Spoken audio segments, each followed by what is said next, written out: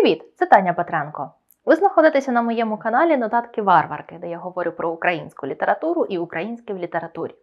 Сьогодні, коли ми говоримо про літературу, ми маємо на увазі кілька доволі різних речей. Говорячи про літературу, ми говоримо про прозу, про поезію, про мемуари, щоденники і репортажі, тобто про літературу факту, а також про епос і драму.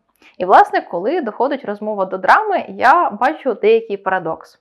Скажімо, ми інтегруємо всю драматургію до тіла літератури і, відповідно, через драматургію, через драматичні твори ми актуалізуємо розмову про театр і про сценічне дійство в літературі.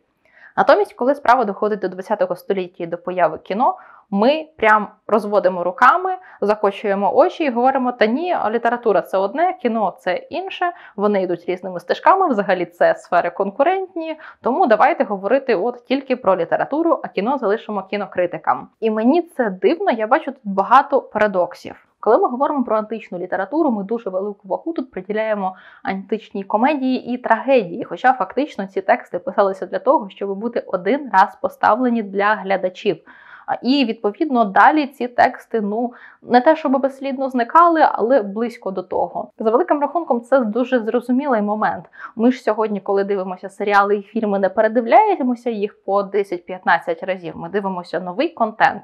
І, звичайно, є якісь особливі фільми, які ми потім передивляємося, до яких ми звертаємося знову. Так само, врешті-решт, і за античності сталося. Тобто, до того, як з'явилися умовні ретроспективи античної трагедії, комедії у давній Греції, минув якийсь час, але такі повторні покази врешті-решт з'явилися. Але передовсім це були тексти для одноразового перегляду. Якщо ми говоримо про західний канон і про центральні фігури західного канону, ми, звичайно ж, говоримо про Вільяма Шекспіра. Але Шекспір був передовсім драматургом. Він писав для конкретної аудиторії, для конкретних можливостей, конкретної сцени і, підозрюю, для конкретних акторів, на яких він орієнтувався у своїй практиці. Тобто це теж така сфера, яка доволі таки дотична до сучасного кіна. Тобто те, що він створював, виходить за межі суто тексту. Те, на що він орієнтувався, виходить за межі суто тексту для читання. Далі, якщо ми згадаємо те, в якому форматі існувала велика проза у 19 столітті, ми стикаємося з феноменом серіальності. Велика проза не друкувалася одразу великими томиськами. Вона друкувалася по главі, по розділу, у пресі. Відповідно, на появу нових епізодів чекали так само, як ми сьогодні чекаємо на появу нових епізодів улюблених серіалів. Тобто ця серіальність була присутня в літературі, в прозі. Якщо ми будемо говорити про українську літературу другої половини 19 століття, ми будемо говорити про феномен театру корифеїв. А це така собі драматургічна компанія з Старицького, Кропивницького, Садовського, Карпенка-Карого, Заньковецької та інших дотичних до цього феномену людей.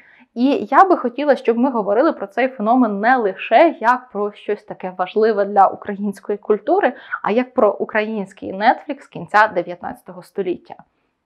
Це насправді доволі актуальне порівняння для нас, тому що драматургія писалася не для вічності, вона писалася для конкретних сцен, конкретних акторів і конкретної аудиторії.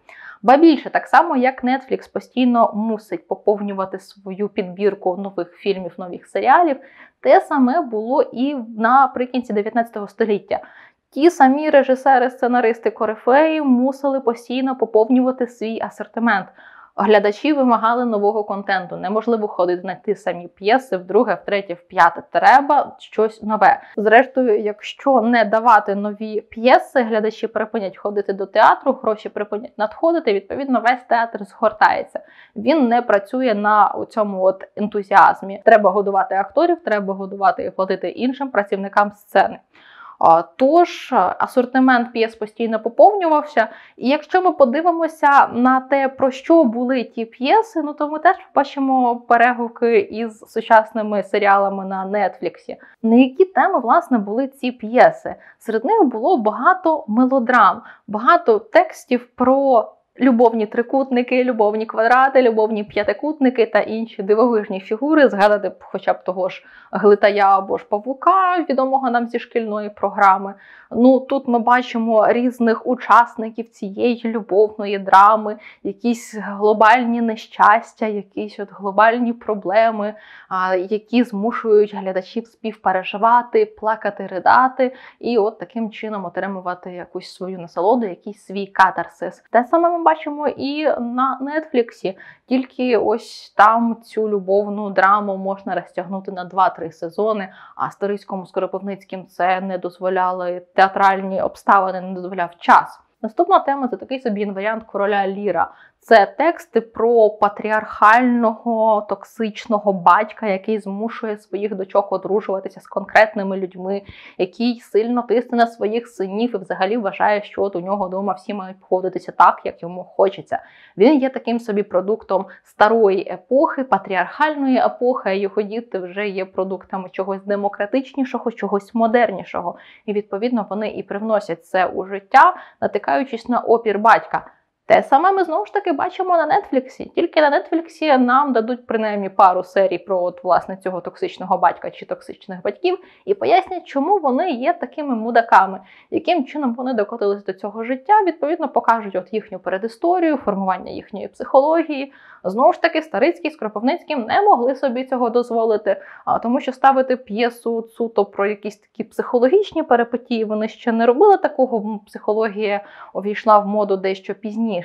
А от розтягувати п'єсу на багато годин, ну ніхто би в здоровому глузді це би не дивився. У глядачів відвалилися банально хребти від такого перегляду. Тож цього всього в той час ще не могло бути. І ще одна тема – це погані пани, погані адвокати, погані судді, якась корупція в селах, от зображення когось, хто має владу і хто використовує її не за призначенням. Знову ж таки, на Нетфліксі ми будемо бачити проблему поганих корпорацій, поганих мільярдерів, які тримають владу в своїх руках і от шкодять бідолашним, простим, звичайним людям щасливо жити і чогось досягати у своєму житті. Тут теж ми бачимо ті самі проблеми, тільки от в іншому масштабі, в інших обставинах, з іншими героями іншого типажу. А так, по суті, все те саме. Я вже сказала, що для того, щоб от приваблювати увагу глядачів, треба було постійно новий контент, і, як ви вже зрозуміли, потрібен був однотипний контент, до якого вони вже звикли, ті самі мелодрами, ті самі погані токсичні патріархальні батьки. І, власне, от існує доволі багато дуже однотипних п'єс, на які був свій попит. І для того, щоб створювати цей контент, звичайно, потрібні були відповідні автори, і власне, в драматургії того часу пхалися навіть відомі нам прозаїки, які в драмі от не сильно добре наростили м'язи, скажімо, такі люди, як Іван Нечуй-Левицький і Панас Мирний. В них обох у доробку є свої п'єси, щоправда, про ці п'єси ми майже нічого не знаємо, тому що якщо вони і ставилися в театрі, вони ставилися в переробці. Власне, це були прозаїки, відповідно, вони не вміли написати текст так, щоб його можна було одразу поставити. Вони чи затягували цей текст так, що на сцені він виглядав як п'єса на 5 годин, Боже позбав, або вони давали своїм головним героям стільки тексту, що актори фізично не змогли би стільки тексту розказати і потім ще й вижити. Або, як у випадку з Панасом Мирним, він звик все описувати словами, як прозаїк, а на сцені це не потрібно. На сцені потрібен екшен. Потрібно, щоб актори рухались, якось діяли, щось показували, а не постійно говорили свої довгі монологи про те, як вони куди пішли, що вони зробили і так далі, і так далі. Відповідно, дещо з їхніх п'єс Старицький переробив. Ми знаємо текст Старицького «За двома зайцями», але насправді це переробка з тексту Івана Нечуя-Левицького на Кожем'яках. Так само є текст «Перемудрував Панаса Мирного», який от був пристосований для сцени Старицьким. Тобто ми бачимо, що на те, яким, власне, буде текст, що в ньому буде, чого в ньому не буде, сильно впливала аудиторія і сильно впливали сценічні можливості того часу. Але далі настає 20 століття, і ми дивовижним чином не говоримо разом про літературу і кіно, хоча ми продовжуємо говорити про драматургію в 20 столітті. Ми говоримо трошки про кіноповісті Олександра Довженка, але дивовижним чином ставимо окремо кіноповісті і окремо фільми, і не бачимо їх якось разом. Ми говоримо про майстра корабля Яновського, це роман про 20-ті роки, про Одесу і про тодішню кіноіндустрію, про українську кіноіндустрію. Але якось меншою мірою ми говоримо про те, що, власне, поява кіноіндустрії вплинула на мову прозаїків і поетів 20-х років. За великим рахунком, кіно на своїх початках було такою розважальною річчю, таким штукарством, грою, тобто чимось, що, напевно, більше схоже не на літературу, не на драматургію, а на цирк. Тобто це от щось супер розважальне. Але тим не менш, всяка така мова кіно почала формуватися, почала змінюватися і впливати на всіх навколо.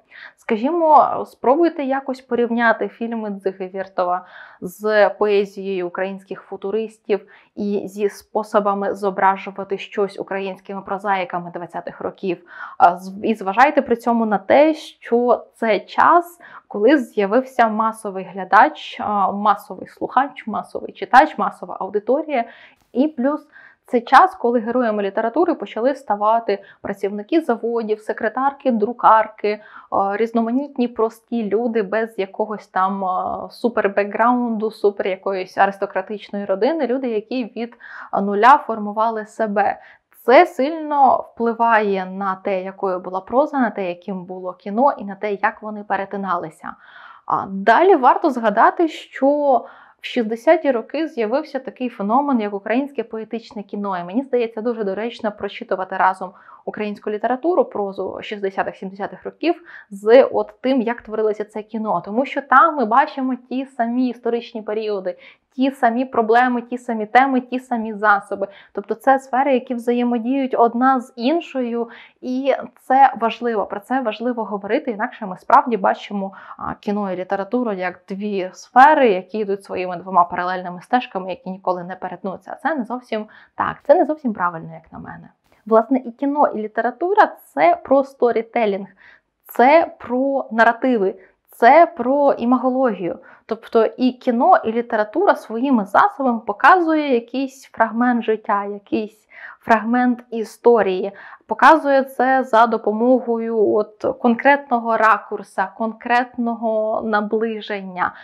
Звичайно, в кіно ми будемо бачити, як це відбувається дещо іншими засобами, ніж в літературі, але по суті це те саме. До речі, ви можете мені сказати, що література – це те, що читається, і відповідно це те, що відрізняє її від кіна. Але з одного боку кіно ви теж читаєте. Якщо згадати старе німе кіно, то там теж були текстові вставочки, які якось треба було прочитувати.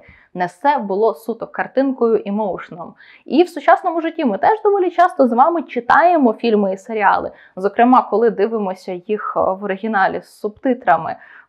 Тож друкований текст тут нікуди не зникає, текст як такий нікуди не зникає. Мені дуже дивно, коли порівнюють кіно і літературу і ставлять питання про те, чи вияснить кіно літературу. Дивно хоча б тому, що в цій розмові ми звужуємо поняття літератури до сучасного уявлення про книжку. Ми ставимо дорівнює між література і книжка. Хоча впродовж історії література не завжди була книжкою, бо більше книжка не завжди мала саме такий вигляд. Література дуже довгий час була практикою не індивідуального читання про себе, а практикою публічного читання вголос, сприйняття на слух. Тобто вона була не тим, чим вона є сьогодні. І на це варто сильно зважати. Коли ми говоримо, що кіно витіснить літературу, що ми маємо на увазі? Кіно витіснить прозу, витіснить романи, витіснить родинні саги, воно витіснить поезію, воно витіснить репортаж, воно витіснить епос. Що саме воно витіснить і в який спосіб? Тут теж може бути і так, що якийсь один вид літератури витіснить інший вид літератури, стане популярнішим, стане важливішим. А тому це така розмова, як на мене, марна. Краще говорити про те все-таки, як вони взаємодіють, а не те, хто кого переможе. Це не двобій насправді. Інша дивна розмова – це розмова про те, що краще – книжка чи екранізація. Я поясню, чому ця розмова дивна. Коли ми говоримо про кіно і серіал, ми розуміємо, що вони створюються для певної аудиторії в певному часі. Те саме насправді стосується і книжок, хоча про це ми якось менше говоримо і менше задумуючись. У нас в українській культурі є такий наратив, що література – це для вічності, а те, що вона насправді для дуже живих читачів, це вже якась така друга справа. Коли я була в школі, нас водили час від часу в театр, щоб ми подивилися, як ті чи інші тексти зі шкільної програми виглядають на сцені. І мене дуже дивували ці походи в театр, тому що я приходила і фактично, як мені здавалося, я бачила п'єсу в тому самому вигляді, в якому вона існувала в 19 столітті.